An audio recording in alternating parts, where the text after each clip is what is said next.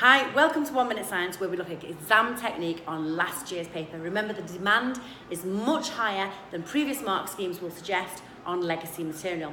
Let's look at this question. It's an investigation question, and it's asking you to design an investigation. Now, I know you can all do that. This question is worth 6 marks, and most students will get between 4 and 5 of those marks if you're a good student. Where is the 6th? Well, let's just look at the crux of this question and go from there. It says, a student made the following hypothesis about the heart rate of smokers and non-smokers during exercise. He said, or she said, during exercise, the heart rate of smokers increases more than the heart rate of non-smokers. Design an investigation that would allow you to test this hypothesis. Now, I don't want to go through the whole thing.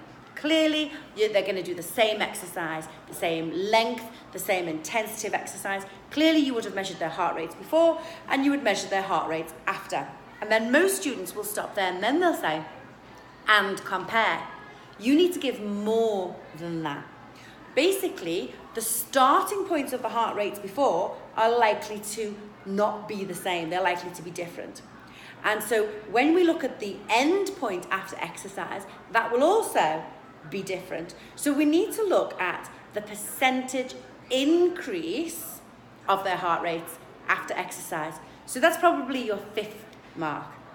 Once you've got that percentage increase, so what? If you just say compare, well, you can compare them. They can be very different and you can compare them, or they can be the same and you can compare them.